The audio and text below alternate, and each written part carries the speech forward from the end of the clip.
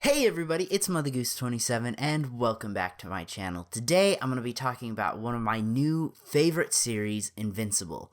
I saw the trailer for this and I was like, this could be really good. It could be really bad. Luckily, it ended up being really good, so we're going to talk about it today.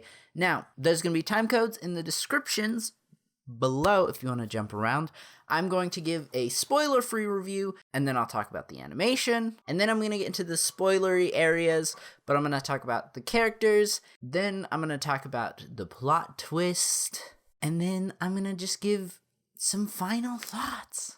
Let's just get into it. I absolutely love this series so much. Just everything from the characters, to the story, to the animation. Mostly, I was just actually really blown away by the series. I saw the trailer for it before episode 1 came out, but I didn't end up watching it until the Friday where episode 3 dropped. And that morning I told myself, I'm just going to watch one. I'm just going to watch one episode, and I ended up watching all 3. And then the week after that, as soon as I finished working out that Friday morning, I watched episode 4. And then last week, as soon as I finished working out and obviously showering, I watched episode 5. It just was so good. And I think so far, my favorite episode has been probably episode 5. I really was just intrigued by what the story brought, and I was just really excited for the next episode. Okay, so for those of you who don't know, again, we're in non-spoilery area. I'm just going to talk about the plot just a little bit. This is a superhero animated series. This is a very mature series. I'm going to be just honest with you guys for who haven't seen it. It's kind of gory. Let's just be real. But I think it's done tastefully. Invincible uses the gore in the right moments to actually add to the story. Hey, Azula. What's up, honey? Come here. Come on. It's about a young guy. I forgot his name. I forgot the main character's name. This is embarrassing. It's about a teenager named Mark Grayson. His father is this superhero universe's equivalent to Superman. But he comes from a planet very much like Krypton, but instead of the planet being blown up, their people were sent all across the universe to help other planets. Or that's the story we've been told. I have not read any of the comics, so if you're a comic fan watching this, I may say some stuff wrong. But basically, it's about this guy, Mark Grayson. He hasn't got his powers yet, at least when the series starts. And he's kind of a late bloomer, and then he gets his powers. And the show's really about him learning how to use his powers and becoming a superhero. And that's kind of the A-plot. Throughout his time, he's meeting these other superheroes, these other superhero teams. He's making friendships. He's falling in love. There's a lot going on for Mark. There's an amazing B plot. Then there's some C and D plots. It kind of depends on the episode, but I genuinely enjoy those stories as well. But overall, absolutely love the series. If you haven't watched it, I definitely recommend you do. Now I'm going to talk about the animation. Overall, I really enjoy the animation. It is a 2D, 3D animation mixed, while the characters most of the time are 2D while with a 3D background.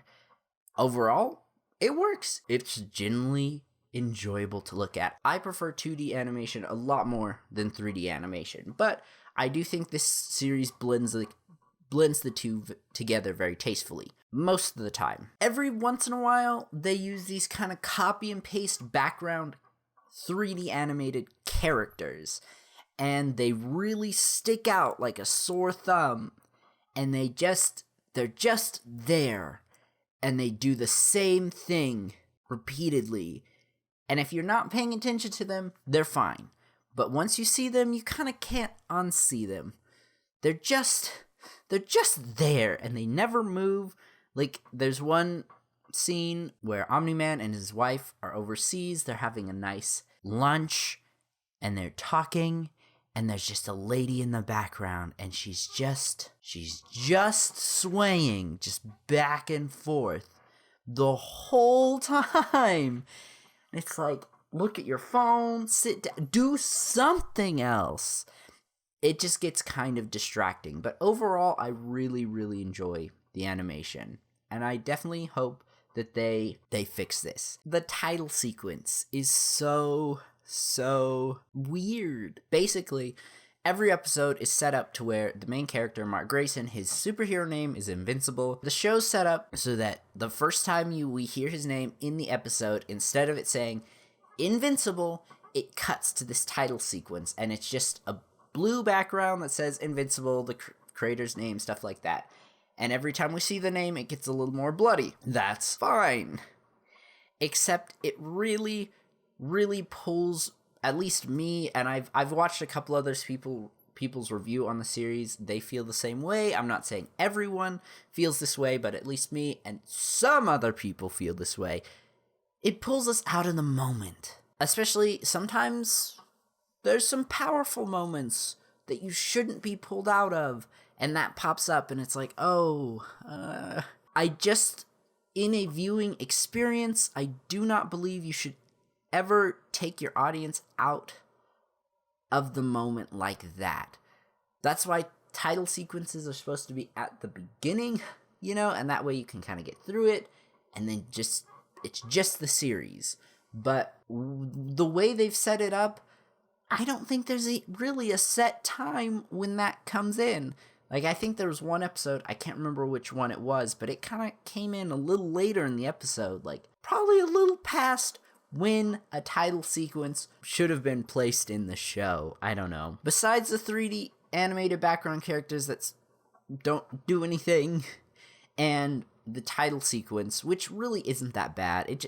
It's not as big a deal as I think I've made it out to be. But besides those two things, beautiful, beautiful animation. The fights are amazing. Fantastic fights. Really, really love the fights. But yes, this is the end of my spoiler-free review. Let's get into the spoiler review. So this will be kind of soft spoilers. Right now I'm just going to be talking about the characters. So, Invincible. I've already talked about him a little bit, but genuinely, Mark Grayson, I think, is a good hero.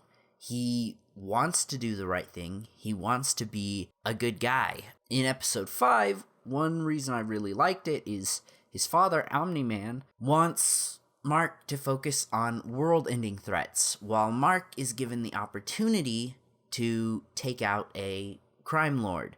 Drugs, probably prostitution. They're burning buildings down, and this guy has the inspector in his pocket, basically, so the inspector says it was just an accident, and then he gets the insurance money. Lots of like everyday crime, not like world-ending like one episode an asteroid starts coming and would destroy, I think they said, at least a continent if they didn't stop it. Those are the kind of threats that Omni-Man wants Mark to focus on, while on the other hand, there's the everyday crime. And Mark actually chooses to fight this crime lord and take him out. And that's why I really like Mark as a character, because he wants to protect everyone in any way that he can. So I've said it before on this channel, probably in live streams. I don't know if I've said it in any of my actual YouTube videos, but my favorite member of the DC superhero universe, I guess, is Green Lantern. And the reason is, in the Justice League animated series, which actually these two are very similar, it's just Invincible is much more mature. But if you liked the Justice League animated series or Justice League Unlimited, you will enjoy Invincible. Anyway, in that series, Batman, is trying to recruit Green Lantern, and he initially turns him down. I'm sorry, not Green Lantern. Green Arrow. Green Arrow initially turns Batman down, and he says, if all the superheroes are focused on fighting these world-ending threats, who's going to stop the everyday criminals? Who's going to take care of the everyday person? And that just always really stuck to me, and I see that same characteristic in Mark Grayson, except Mark Grayson is much, much, much more powerful than Green Arrow. Anyway, just really, really love him as a character. Robot! I don't know what side Robot's on. Who was that little baby man that he took the blood to? Why is he trying to learn how to clone? Is this a part of the Global Defense Team organization? I forgot their name. Did they put him up to this? Are they trying to clone Mark Grayson or potentially Omni-Man? Or is this an evil thing? Is he trying to do bad? Because this little baby man seems a little shady. I don't know. I don't know, but I'm really excited to see what they do with Robot, where he goes. The Teen Team. They're obviously a Teen Titans clone, but they're still unique, and I really enjoy that. I did think it was really interesting that all of the Teen Team members made it to the next Guardians of the Globe team. I thought it was a little biased on Robot's part. I'm not gonna lie. I definitely saw some other heroes in that group that probably should have been in the group instead. I'm sorry. Rex isn't a great guy. I don't know why I'm trying to defend him. Rex is a horrible guy. My whole point is, how'd he make it on the team? Adam Eve, I think she's a really interesting character. I definitely think they're setting up a love triangle between Mark and Adam Eve and Amber. Obviously, Mark is with Amber right now, but we'll see. I would not be surprised if Mark and Adam Eve don't end up together by the end. Talking about Amber, though, how are her and Mark still together? Mark has let her down far too many times. But now he's in the hospital, so is she gonna forgive him? Like, she literally said, this is your last chance. But he's in the hospital. So is she gonna give him another chance? I don't know. But I genuinely really like Amber as a character, and I don't want to just put her character into this love interest box, because she's more than that. She's a really caring person. She's very headstrong in a good way. She doesn't let people mess with her. She works for a community center. She is an amazing character, and I just kind of feel bad. I feel bad because I feel like she's been set up as the the love interest before the actual love interest. Again, really excited to see what they do with her character. Mark's mom, I don't remember her name, I'm sorry. I think she really grounds the whole universe. One of the plot lines is, it was her and Mark. They had no powers, and his father, Omni-Man, had powers, and then Mark got powers, and now it's just the mom, and she's kind of the normal one. And there's a plot line about how that is changing in their family, and I really, really enjoyed that. This series is more than just superheroes fight bad guys, and I think there's a lot of substance to it, and I think the mother really, really grounds the show. And her plotline with trying to figure out what's really going on with her husband is really interesting, and I'm kind of scared for her. What's gonna happen? Let's talk about some of the villains. I'm not going to talk about individual villains, but overall, I enjoy the villains of the show. It's a superhero series, but the main focus, I don't really think, is on fighting villains. And I'll get into that in a minute. But I think the villains we've seen so far are very interesting, and I'm excited to see what they do next. Okay, I think that's all the characters I really want to talk about. So let's talk about the plot twist. Let's talk about Omni-Man. The end of the first episode, Omni-Man absolutely murders the Guardians of the Globe. Like, murks them all. I'm not gonna lie, I had that spoiled for me, so I wasn't as shocked as I probably should have been. But that was one amazing fight scene. So good. Very emotional. The anger on all of the Guardians of the Globe's faces as he starts to kill their members, but then also the sadness and the desperation as they realize that their members are starting to get taken out. Very amazing scene. Really left me, speechless. Even though I knew it was coming, I still was just absolutely shocked. And that's why I couldn't just watch one episode. I had to see 2 and 3. And I'm not the first YouTuber to say this, and I won't be the last, but Omni-Man almost lost. I mean, yes, he did end up killing the Guardians of the Globe, but, they put him in the hospital, so I'm pretty sure the reason he ended up having Mark is because he realized a planet full of superheroes, Omni-Man may not be able to take the planet. So that's my theory, at least. He needed a second hand, but I don't think Mark's that kind of guy. I genuinely don't think Mark would turn on Earth. I think if that was Omni-Man's real plan, was to have a kid, and so that way there'd be 2 Viltrumites to really take the planet, why'd he let him grow up on Earth? I'm sorry. Kinda dumb, Omni-Man. He loves his home. He loves his friends. He's not gonna turn on them. But again, I don't know if that's why he had a kid. Maybe he genuinely did love his wife and just wanted to have a family with her. But he's not a good person. Like, he killed the Guardians of the Globe. He conquered that alien planet. The difference between that one and Earth is that one didn't really have any superpowered beings. There was no one to hold him back. And I think he was even weakened, if I remember right, on that other planet.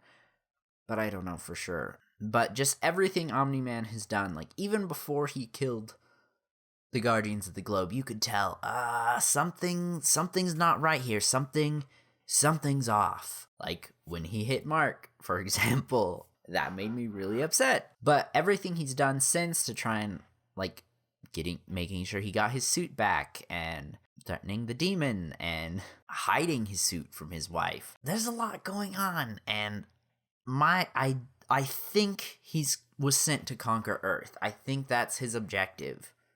Or maybe he just turned evil along the way. I really don't know.